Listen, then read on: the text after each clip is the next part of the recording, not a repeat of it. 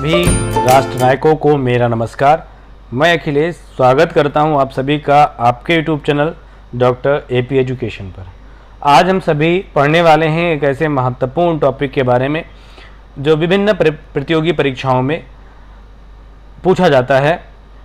राष्ट्रीय शैक्षिक अनुसंधान एवं प्रशिक्षण परिषद, national council of educational research and training, NCERT।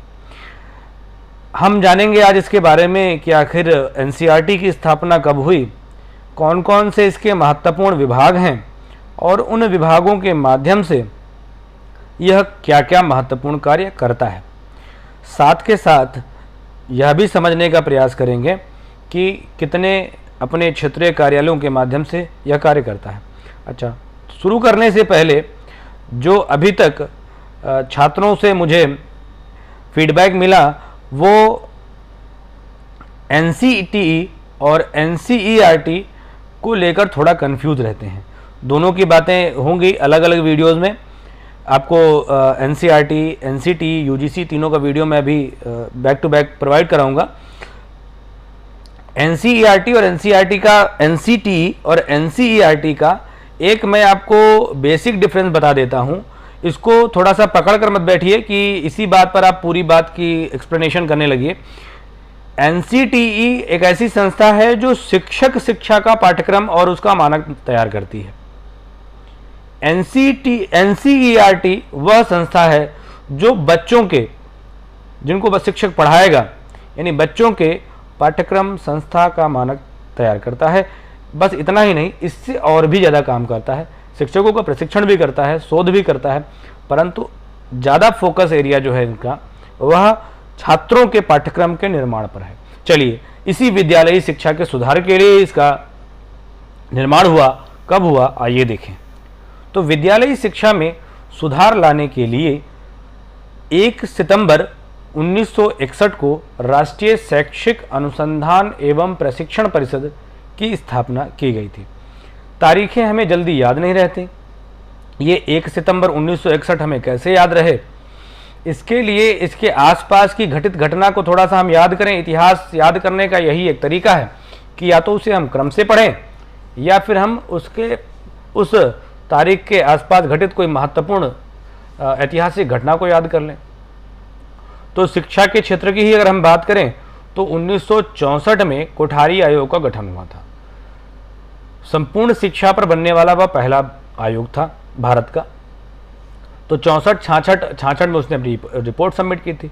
इसका मतलब है कि NCERT का गठन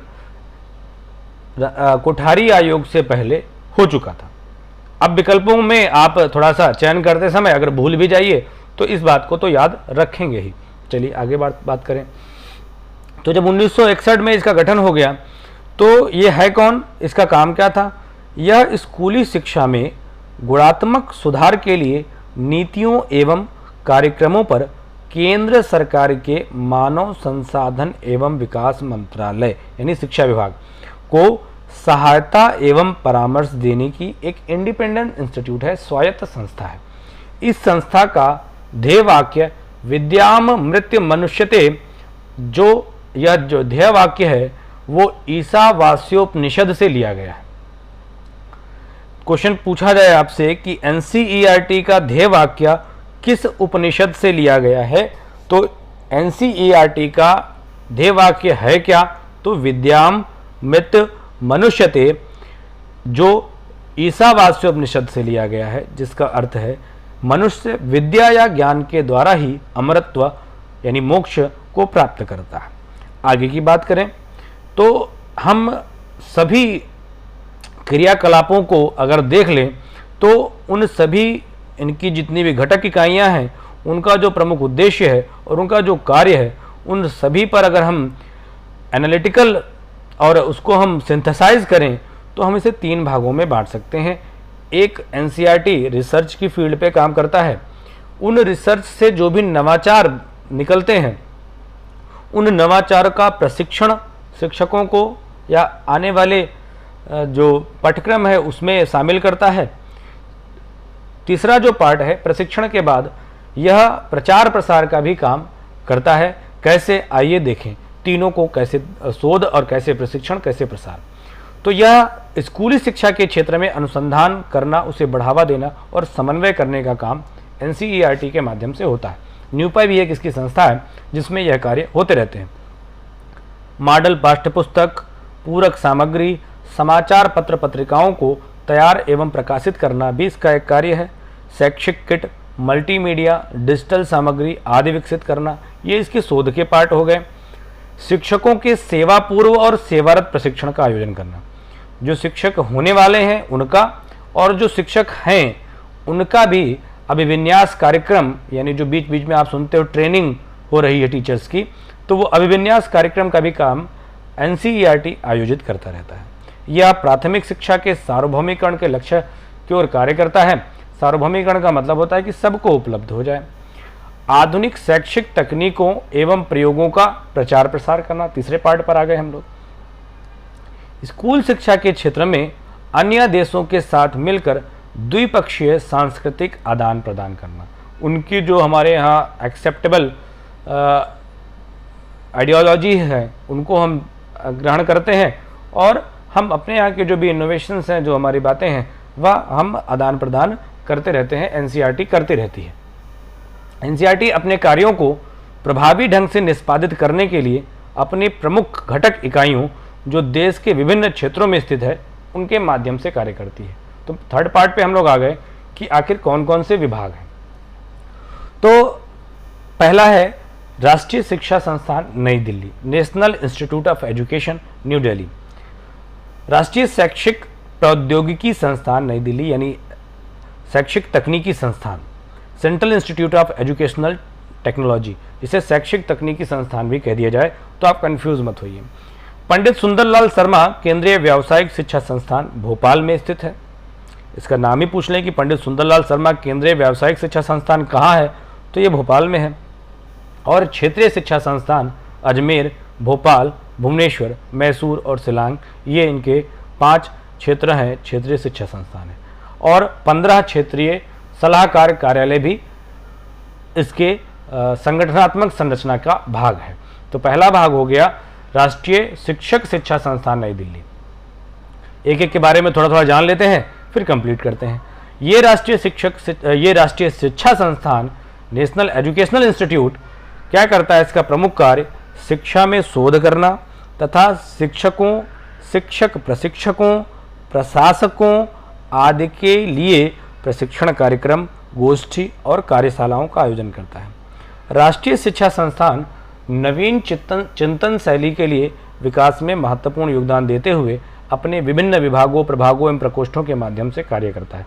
कुल मिला के आप ऐसे कह सकते हैं कि राष्ट्रीय शिक्षा संस्थान जो है वह शिक्षा व्यवस्था में सुधार करने के लिए जो कुछ भी गोष्ठी, संगोष्ठी, नवाचार, लोगों के मत, सेमिनार, इन सब का आयोजन का कार्य करता रहता है। दूसरा पार्ट है केंद्रीय शैक्षिक तकनीकी संस्थान, जिसकी बात मैंने ऊपर की थी। इसकी स्थापना 1984 में, राष्ट्रीय शैक्षिक संस्थान की एनसीईआरटी की स्थापना 1961 में हुई थी। कई सारे और विभाग रहे होंगे उसकी स्थापना में। तो उस समय 2 विभागों को मिलाकर केंद्रीय शैक्षिक तकनीकी संस्थान का निर्माण किया गया। कौन कौन सा? शैक्षिक तकनीकी केंद्र तथा शिक्षा साधन विभाग, शिक्षा का जो साधन है, उन दोनों विभागों को मिलाकर केंद्रीय शैक्षिक तकनीकी संस्थान की स्थापना हुई। शैक्षिक उद्देश्यों के लिए कम पैसे में चार्ट पेपर, स्लाइड्स, दूरदर्शन सामग्री तैयार करना, जो भी एजुकेशनल टेक्नोलॉजी की चीपेस्ट प्रोसेस है, सस्ते में और लोगों तक पहुंच सके, वह डेवलपमेंट करने का काम केंद्रीय शैक्षिक तकनीकी का है। अगला, पंडित सुंदरलाल शर्मा केंद्रीय व्यावसायिक शिक्षा संस्थान है कहाँ? भोपाल में। सन 1994 में स्थापित यह संस्थान माध्यमिक स्तर पर शिक्षा के व्यावसायीकरण को वास्तविक रूप देने के साथ साथ सभी स्तर पर कार्य शिक्षा में सुधार का कार्य करता है। कार्य शिक्षा मतलब work education, work during education या वर्क एजुकेशन। तो हमारे यहाँ व्यावसायिक शिक्षा की शुरुआत माध्यमिक शिक्षा के क्षेत्र से या स्तर से करने की बात कही जाती है। तो ये जो संस्थान है भोपाल में, यह इसके लिए कार्य करता है। अगला जो है क्षेत्रीय शिक्षा संस्थान, पंडित सुंदरलाल शर्मा संस्थान कहाँ है? भोपाल में। क्षेत्रीय शिक्षा संस्थान ये क्या है? एनसीईआरटी के क्षेत्रीय शिक्षा संस्थानों की संख्या कितनी है? तो इनकी संख्या देश में 5 है। अजमेर वो 15 सलाहकार हैं। अजमेर, भोपाल, भुवनेश्वर, मैसूर और उत्तर पूर्व शिलांग में शिक्षा के आदर्श केंद्र के रूप में इनकी स्थापना की गई थी। यह संस्थान क्या थे? यह 4 वर्षीय विषय वस्तु परक और शिक्षण विद्या परक 4 वर्षीय अध्ययन पाठ्यक्रम चलाते हैं। इंटीग्रेटेड बीएड जैसे आप जिसे कहते हो, जिसके अंतर्गत में बीए, बीएससी जो भी आपकी स्ट्रीम है प्लस बीएड उपाधि प्रदान की जाती है। यानी पहले से आप तय कर लीजिए कि हमें शिक्षा के क्षेत्र में ही जाना है। इसका उद्देश्य छात्रों को संबंधित विषय, यानी जिस विषय को वो पढ़ कर आ रहे हैं, संबंधित विषयों और उनकी शिक्षण विधियों, साइंस पढ़ रहे हो, साइंस पढ़ो, और साइंस पढ़ने के साथ साथ साइंस को कैसे पढ़ाया जाता है, संबंधित विषयों और उनकी शिक्षण विधियों के साथ साथ प्रशिक्षण प्रदान करना इसका काम है। अप्रशिक्षित अध्यापकों के लिए भी यह कार्यक्रम चलाता है, जो यह ग्रीष्मकालीन विद्यालय या पत्राचार कोर्स के माध्यम से संचालित किए जाते हैं। तो ये बात हो गई हमारी जो ये 5 संस्थान हैं क्षेत्रीय शिक्षा संस्थानों के बारे में। और आगे की बात करें, प्रमुख कार्यक्रम जो एक शिक्षक होने के नाते आपको जानना जरूरी है, अपने छात्रों को बताना आपके लिए आवश्यक है। पहला एक महत्वपूर्ण कार्य है राष्ट्रीय प्रतिभा खोज परीक्षा। इस परीक्षा में आप अपने हाई स्कूल के छात्रों को जरूर सम्मिलित कराइए। एनसीईआरटी प्रत्येक वर्ष प्रतिभावान छात्रों की पहचान और उन्हें पुरस्कृत करने के लिए एक प्रतियोगिता परीक्षा आयोजित करती है। इसके अंतर्गत कक्षा 10 के छात्रों को भौतिक विज्ञान, सामाजिक विज्ञान, अभियांत्रिकी, आयुर्विज्ञान आदि विषयों में पीएचडी स्तर तक अध्ययन के लिए छात्रवृत्ति प्रदान की जाती है। अगर बच्चा इस कक्षा 10 में उस राष्ट्रीय प्रतिभा खोज परीक्षा में उत्तीर्ण हो जाता है तो फिर उसकी आगे की पढ़ाई के लिए उसको चिंता करने की ज़रूरत नहीं है। वो जो कुछ भी पढ़ेगा उसका खर्चा सरकार उठाएगी। आगे की बात करें, अखिल भारतीय शैक्षिक सर्वेक्षण बहुत इंपॉर्टेंट है हम रिसर्च स्कॉलर्स के लिए। इसी से जितने भी शिक्षा संबंधी सर्वेक्षण है, या आप कहें इसके 4 पार्ट तो बहुत फेमस रहे, जिसमें शिक्षा से संबंधित जितने भी रिसर्च पूरे कहीं कहीं भी हुए हैं उसमें इस सर्वेक्षण में उन सब का स्थान होता है। तो इसका प्रमुख उद्देश्य शिक्षा के क्षेत्र में देश की संपूर्ण प्रगति की जानकारी का संग्रह, संकलन और प्रचार प्रसार करना है। तो इसको पढ़ करके अधिकतर रिसर्चर अपने रिसर्च को आगे बढ़ाते हैं। इसमें कई सारे रिसर्च पेपर एक जगह पर इकट्ठे होते हैं। 20-20 साल का, ये 10-10 साल का इसमें सर्वेक्षण दिया हुआ है।